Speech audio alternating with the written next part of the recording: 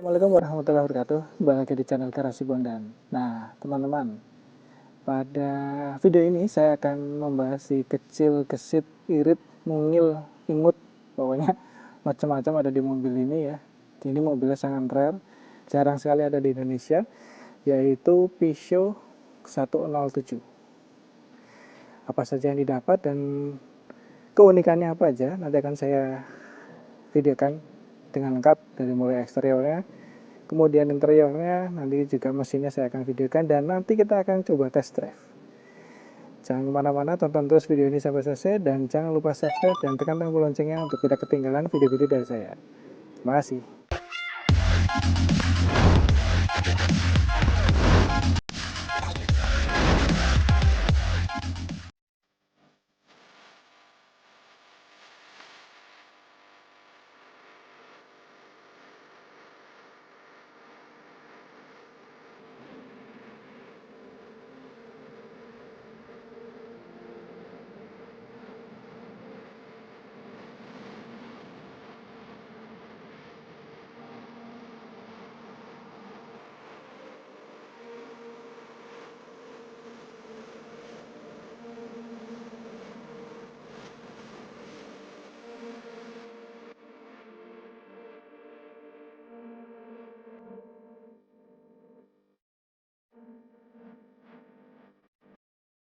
Oke, ini adalah mobilnya.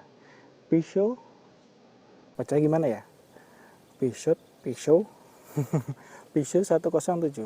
Ini merupakan hatchback kerjasama dari 3 merek, yaitu Toyota, kemudian Citroen, dan ini adalah Peugeot-nya. Jadi Peugeot 107 ini dia berbagi platform dengan dua saudaranya itu ya.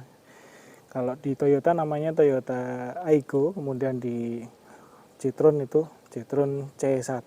Nah, kemudian yang ini Peugeot 107. Nah, seperti ini. Ini mungil banget. Untuk dimensinya pun kecil banget ini, teman-teman. Nggak panjang. Panjangnya itu cuma 3,4 meter, lebarnya 1,6. Mungil ya, tuh lihat. Pilar C-nya aja cuma sebesar itu. Teman-teman bisa lihat sendiri ya. Kebetulan nih yang saya dapatin warnanya merah, jadi sangat menarik. Dan ketika di traffic light pasti ada orang yang lirik ya, karena ini memang mobil jarang banget nih ada di Indonesia. Ayo kita videokan detail satu-satu, saya liatin ya. Untuk headlampnya seperti ini, modelnya ini kayak ada memanjang gini. Headlamp utamanya di tengah agak membulat, dia masih halogen. Kemudian ada lampu senja di situ, dan ini lampu sennya. Kita ke bawahnya, di bumper dia ada ini DRL, kemudian ini fog lamp, ada variasi chrome di sini. Nah, di sini di tengah ini ada honeycomb ya, dia lubang-lubang untuk angin, untuk pendingin radiator. Kemudian di tengahnya kap ada logo Peugeot-nya. Kita ke atasnya, kacanya ya tidak terlalu lebar, cukupan sekelas city car, cukupan ya. Namun ini ada yang unik, untuk apa namanya, wipernya dia cuman satu gini, udah bisa menghapus semuanya itu. Dan ini mirip-mirip kayak Datsun Go gitu ya model-modelnya ya. Nah, seperti ini teman-teman untuk modelnya. Kita lihat untuk rodanya. Nah, kebetulan ini punya teman saya, jadi ini sudah sedikit dimodifikasi. Untuk bannya itu sebenarnya profilnya itu 15565 ring 14, tapi ini sudah diganti ke 18565 ring 15. Ini velg kaleng tapi ditutup dop orinya Peugeot ya, nggak tahu nih Peugeot apa ini, kemungkinan dari Peugeot sedan ya. Cakep, jadi kelihatan penuh gitu spapornya. Oke, di fendernya dia ada sennya, sini ada sennya, kemudian ini ada spion ya, ini manual maupun ngelipat maupun merubah kacanya itu dari dalam juga manual. Kita ke belakang, di sini ada handle-nya, dia masih model tarik ke atas gitu, kecil, mungil ya seperti ini, dan ini untuk anak kuncinya. Dan di tengah pintu ada side molding di sini, warna hitam. Nah, kita lihat dari kiri. Nah, lihat bentuknya lucu ya. Modelnya itu seolah-olah cuma 2 pintu ya. Tapi ini sebenarnya ada pintunya nih. Ini ada handle-nya. Dia 4 pintu. 5 pintu sama 1 belakang bagasi. Panjangnya itu cuma 3,4 teman-teman. Jadi nggak terlalu panjang, pendek banget nih mobilnya. Kemudian di atas kita dapat ini antena yang sangat panjang ya. Tuh, panjang banget tuh. Karena memang mobilnya kecil, memang disengaja mungkin untuk model antenanya jadi panjang gitu. Biar lucu, imut sekali ya.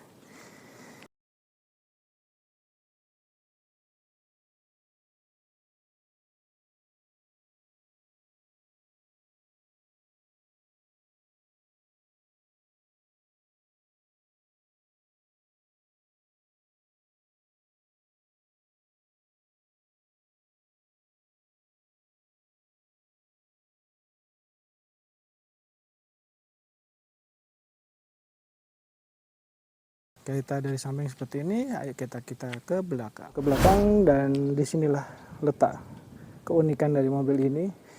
Dia kaca belakangnya full ya. Ini mirip-mirip kayak Honda Brio, tapi ini model lebih kotak lagi.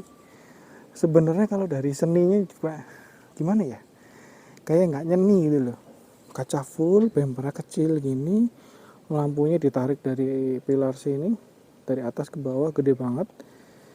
Dan disinilah letak. Ya ada yang suka, ada yang enggak ya pastinya, karena pintu belakangnya seperti ini. Tapi ini kalau orang bilang, ada yang bilang ini mobil lucu banget. Karena memang desainnya jarang banget lah mobil Jepang dibuat kayak gini.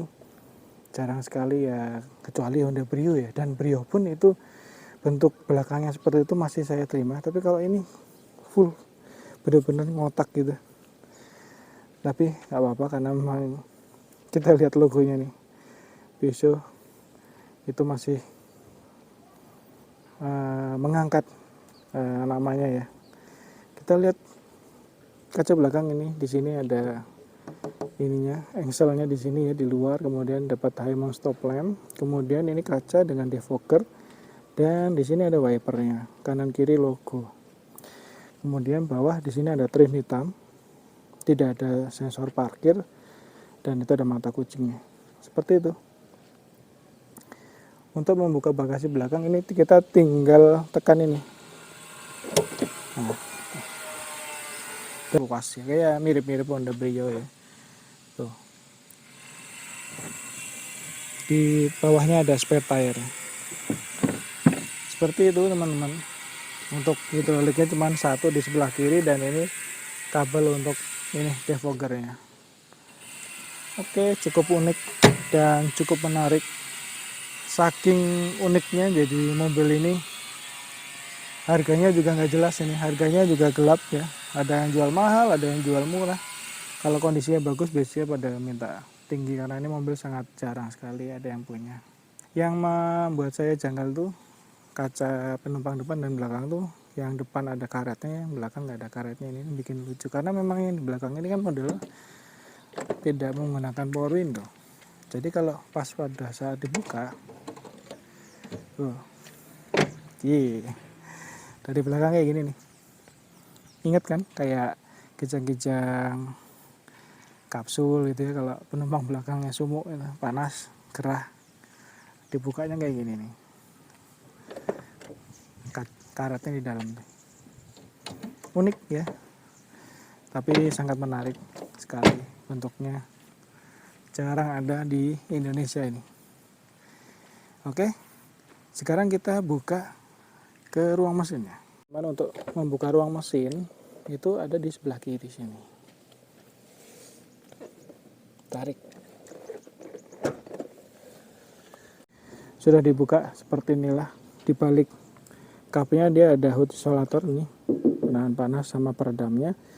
Tapi di balik cupnya dia tidak dicat warna body ya, minimal ya dicat lah, tapi nggak di clear gitu ya. Tapi ini nggak ada catnya.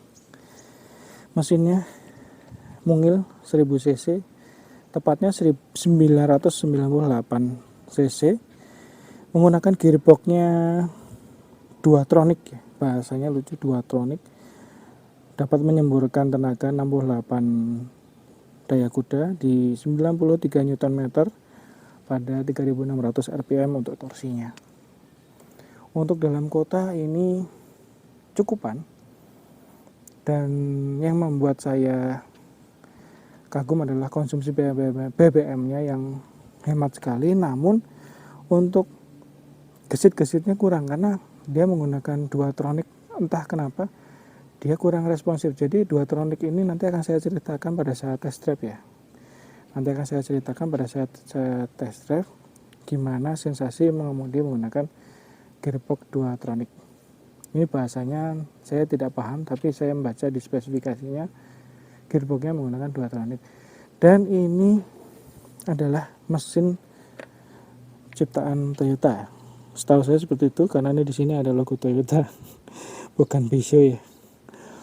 Karena ini dia sharing platform ya, entah bodinya yang membuat siapa dan mesinnya ini saya yang jelas di sini ada Toyota ya. Dan rasa-rasanya memang seperti naik Toyota untuk mesinnya. Untuk lebih detailnya mungkin Anda bisa searching sendiri bagaimanakah ini si mungil ini seperti apa aslinya. Nah, oke, setelah ini akan kita coba jalan test drive, nanti akan saya ceritakan bagaimana sensasi mengemudinya. Oke. Seperti biasa kita lihat dulu kondisi interiornya, dan ini bisa dilihat nih, dia warna bodinya sampai di dalam door trim sini ya, dan plastiknya hanya di bagian sini dan sini aja.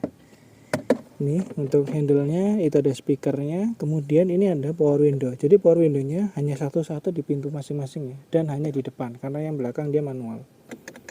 Di situ ada kayak holdernya. Dan ini untuk bentuk joknya dia headrestnya paten, ada dua kombinasi warna, yang satu garis-garis hitam dan yang satu hitam polos, dan fungsinya ini hanya reclining dan sliding. Oke, sudah masuk, kuncinya seperti ini teman-teman, tapi dia sudah dikasih kondom ya. Dan ini kita nyalakan dulu, harus kita injak rem. Nah seperti itu, kita nyalain dulu AC-nya karena panas. Oke, kita tutup ya. Untuk kabinnya seperti ini teman-teman. Kita mulai dari driver ya. Di situ ada tachometer ya, bentuknya lucu banget kayak kuping Mickey Mouse. Dan ini speedometer, dan MID-nya itu hanya odometer dan itu trip, dan tripnya hanya satu, dan petunjuk bahan bakarnya. Oke, sebelah kanan ada kisi AC, bentuknya bulat gini, dan manual aktifkannya seperti ini, diputer gitu aja. Di atas sana ada pengaturan untuk spion ya, mirrornya manual, tidak ada electric mirror. Kemudian di bawahnya ada pengaturan ketinggian lampu. Dan di dalam situ ini ada yang aneh nih, untuk menonaktifkan passenger airbag menggunakan kunci ya. Dan di sini ada tempat ya yang lumayan besar, ini untuk HP 2 bisa seperti itu. Kita ke tengah, dan di atas ini ada kisi AC. Jadi ini AC keluar dari sini nih, nggak ada di sini nih, nggak ada, dan keluarnya dari sini. Jadi kalau kita nyetir ya, kita lagi gerah gitu, berkeringat, jadi yang ketiaknya kering tuh cuman kanan.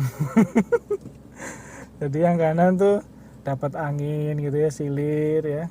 Tapi yang kiri nih nggak ada AC dari sini, nggak ada. Adanya dari atas sana, disemburkan ke atas, dipantulkan ke belakang. Jadi kalau naik Peugeot ini yang keteknya basah, cuma sebelah kiri karena AC-nya adanya di kanan. Bercanda ya, ini hanya untuk hiburan. Seperti ini. Kemudian untuk head unitnya ini sudah diganti aftermarket menggunakan merek Kenwood. Kemudian ini untuk hazardnya, dan ini mengaktifkan defogger, dan ini mengaktifkan AC. Pengaturan AC-nya seperti ini teman-teman, ini fan-nya. Kemudian ini untuk arah anginnya cukup lengkap ya, atas bawah, defogger depan, dan ini untuk pengatur suhunya. Sebelah kiri di sana ada airbag, di driver juga ada airbag ya. Di sebelah kiri, kemudian di bawah ada penyimpanan juga. Sebelah kiri ini sama, ada power window, kemudian spionnya juga manual. Atas untuk cerminnya ada, sun visornya, kemudian sebelah kanan sama nih, sebelah kanan ada sun visor juga. Oke, seperti itu. Ke bawah dia ada lighter 12 volt, kemudian ada holder ya, cup holder di sini untuk tempat minum. Di situ ada penyimpanan juga, dan itu audio tambahan ya. Jadi ini sudah dilengkapi dengan prosesor, tapi ini bukan aslinya, ini tambahan. Seperti itu. Kemudian, nah ini dia menggunakan dua tronic ya, saya kurang paham. Ini kalau saya rasa itu seperti Suzuki Karimun Wagon R. Dia sebenarnya manual yang dikasih robot untuk diperintahkan untuk memindah di kecepatan tertentu. Jadi kayak AMT kayak gitu modelnya ya, kurang lebihnya. R, N, E, ini ada manual mode-nya seperti itu. Ada pedal shift-nya di sini, lengkap. Namun kalau kita mematikan mesinnya, dia harus di posisi N. Sama kan seperti Karimun ya. Seperti ini, kurang lebih seperti itu. Di sini ada bolongan juga. Dan di tengah ada cup holder 1. Ini ada handle. Oke. Ini sudah saya coba beberapa. Oke, diedit. Oke. Kemudian ini ada lingkar setirnya, dia sudah bahannya sudah kulit, ada jahit-jahitan di sini. Dan ini fungsinya hanya ini. Fungsinya hanya tilt steering, teman-teman. Nah, dan kalau kita tilt steering tuh naik turunnya ini ikut ya. Jadi karena ini nempel, speedometernya nempel di sini di setirnya ya. Jadi kayak gini. Wow. Unik kan? Lucu banget ini mobilnya. Kemudian di balik setir sebelah kiri pengaturan sen, karena ini mobil Eropa ya. Semuanya ada di sini lengkap untuk lampu senjanya. Kemudian di sebelah kanan ada pengaturan wiper. Tapi sayangnya untuk intermittennya kita tidak bisa atur ya waktunya ya. Interval intermittennya tidak bisa diatur. Oke, di balik kemudi dia ada pedal shift, tadi saya sudah sampaikan ya, seperti ini. Nah, ini sudah saya setting tinggi saya 174 cm. Bagaimana kita duduk di belakang? Kita coba. Ini kita ke belakang, seperti ini. Bentuk kacanya di belakang ini manual ya. Dan di situ hanya ada tempat penyimpanan kecil. Dan ini modelnya untuk jok belakangnya ya, polos. Tidak ada armrest ya. Yuk kita masuk. Seberapa kecil kita muat nggak ya? Oke, untuk ruang kakinya seperti ini, udah mentok ya. Tapi di sini bahannya plastik keras nih, sebelah kanan ini bagus. Tapi di tengah, di tengah ini ada kayak rangka-rangka besinya. Jadi kita kalau tingginya 174 memang harus di sharing sedikit, ini agak maju dikit ya karena ini memang sempit banget. Kita tutup. Nah, oke, seperti ini nih. Untuk headroomnya kecil banget tuh, karena memang ini city car, jadi ya saya maklumi lah. Di belakang ini tidak nyaman kalau setinggi 174 cm. Headrestnya ini harus dinaikkan karena memang posisinya di bawah banget. Gini. Kalau untuk kota-kota mungkin lumayan ya, tidak terlalu masalah. Tapi kalau luar kota ya, yang belakang pasti lebih capek ya, kayak gitu. Dan untuk kondisi joknya ini lumayan empuk juga, tapi headrestnya ini keras. Headrestnya keras. Nih, headrestnya ini keras. Tapi untuk joknya itu empuk. Oke, setelah ini kita langsung test drive. Saya akan ceritakan bagaimana sensasi mengendarinya. Teman-teman, sebelum kita jalan seperti biasa, saya akan mengomentari posisi duduknya. Kita pakai seat belt dulu. Nah, oke. Sebelum kita test drive, seperti biasa saya akan mengomentari posisi duduknya ini. Joknya ini nyaman, teman-teman. Ini empuk. Bagian sini ini empuk semua. Sayapnya juga empuk, pas di badan saya ini, pas nih, lihat tuh, pas. Kemudian headrestnya pun tingginya pas nih, dan headrest yang depan ini lagi-lagi beda dengan yang belakang. Ini empuk banget nih, ini nyaman. Kalau sama LCGC kembar yang ada di Indonesia itu jauh nyaman ini ya. Kemudian untuk jarak mengemudinya ini juga dekat, tidak terlalu jauh, semuanya terjangkau dengan tangan. Oke. Kalau untuk kota-kota ini mobil oke banget, langsung kita jalan. Tuh.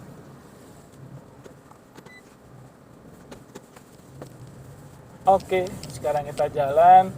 Seperti biasa teman-teman, ini nanti kita akan coba jalan ke jalan yang halus. Kita coba rasakan kekedapan suaranya. Kemudian kita coba jalan yang rusak, kita coba respon dari suspensinya, kemudian kita coba agak kebut dikit ya untuk mencoba seberapa responsif mesinnya dan transmisinya.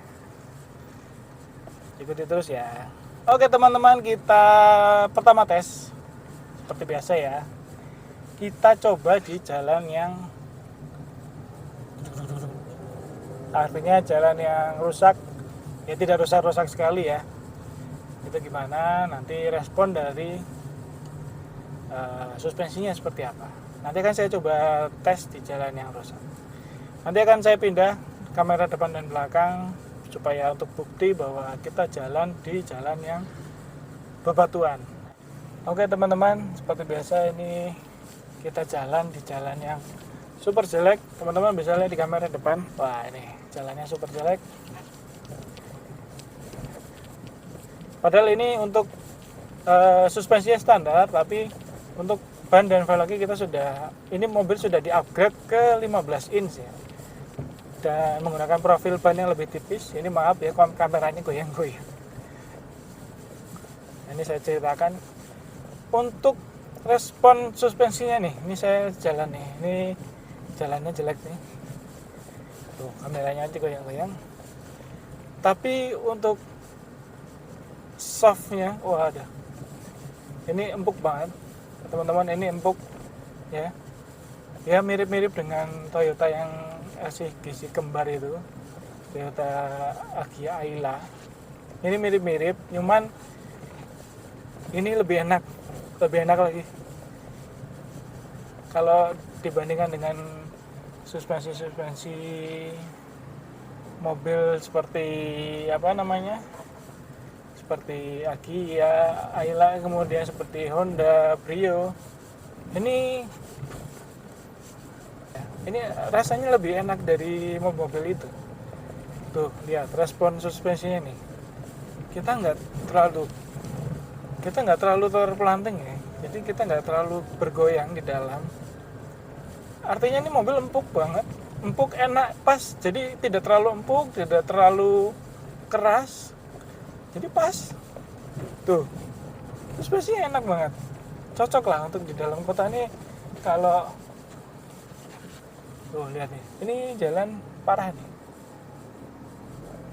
Tuh, tapi kita di dalam nyaman aja, asik. Wah, parah ini. Padahal ini jalan udah parah loh. Tapi kita nyaman banget di dalam, nyaman ya. Ini nyaman. Asli nyaman, saya tidak bohong. Tuh. Karena memang ini apa ya? standar kenyamanan mobil Eropa mungkin ada nih di Peugeot ini. Mantap lah. Kalau masalah suspensi bagi pecinta mobil Peugeot ya udah tahu lah ya. Ini juara. Untuk sekelas city car ini oke banget. Mirip-mirip ini ya, ini saya bilang mirip-mirip suspensinya Nissan March, tapi ini lebih kenyal ya, enak lah.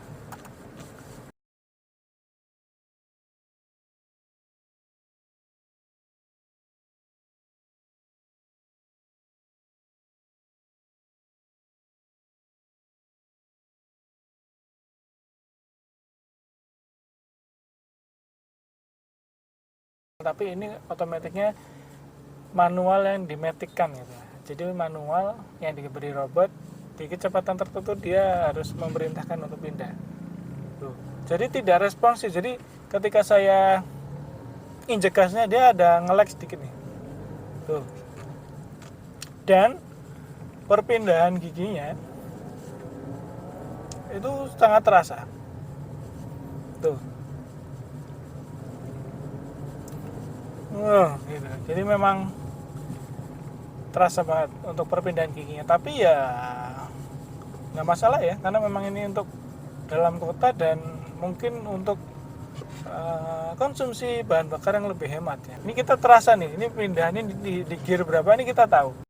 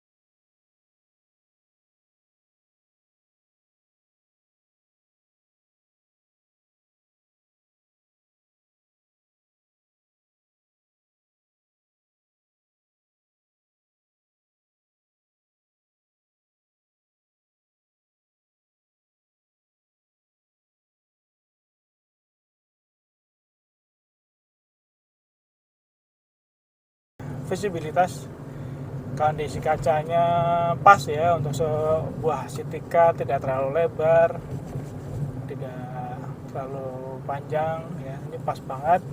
Kondisi kita juga, tangan juga tidak terlalu panas ya, panas teriknya juga aman lah, nggak terlalu nyentrong. Artinya dalam kondisi seperti ini, kondisi standar untuk dalam kota itu ya mobil ini enak. Mobil ini enak. Selama saya jalan, saya menggunakan bahan bakar Pertamax. Dalam kota itu bisa mencapai 1 liter sekitar 13 hingga 15. Ini lumayan irit. Untuk klaksonnya seperti itu standarnya. Standar mobil Eropa. Untuk mesinnya seperti itu ya teman-teman, hemat sekali. 1 liter bisa 14 kilo, itu udah luar biasa lah, dimusuhin pom bensin ya. Habis ini kita ke ring road ya, nanti akan coba kita sedikit kickdown ya, seberapa respon ya untuk gearboxnya, karena saya belum pernah coba nih, jujur belum pernah coba gearbox dua tronic. Tulisannya gitu, dua tronic. Ini gimana maksudnya itu? Saya kurang paham, masalah mesin saya kurang paham. Jadi saya basic hanya melihat spesifikasi. Oh, ini CVT ya, saya tahu merawatnya seperti apa. Konvensional 4AT, 5AT ya sudah banyak ya mobil-mobil Jepang yang menggunakan. Tapi ini dia namanya itu dua tronic. Tapi kalau saya rasakan ini seperti otomatiknya mobil Suzuki Karimun kayak gitu. Jadi yang AGS mirip-mirip seperti itu. Jadi perpindahannya terasa. Jadi kayak transmisi manual dikasih robot kecepatan tertentu dia pindah. Jadi kayak pindahnya itu kayak ngopling dulu. Itu terasa kayak ngopling dulu. Nanti kita coba ya di ring road seberapa sigap sih. Nah, oke, nanti kita coba.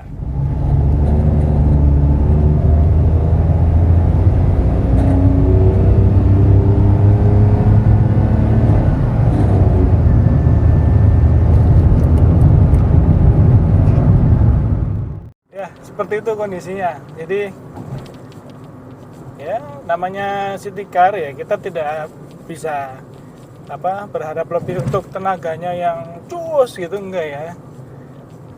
City car ya kita inginnya mobil itu nyaman, irit, mesinnya handal, udah. Untuk tenaga lebih gitu ya bonus ya. Tapi kalau ini memang ketika kita down dia merespon gearnya agak lambat, jadi kayak mindahnya tuh kayak lama gitu. Nggak apa-apa sih Om, kita di dalam kota ya, hanya ya jarang-jarang lah untuk kickdown seperti itu, juga jarang.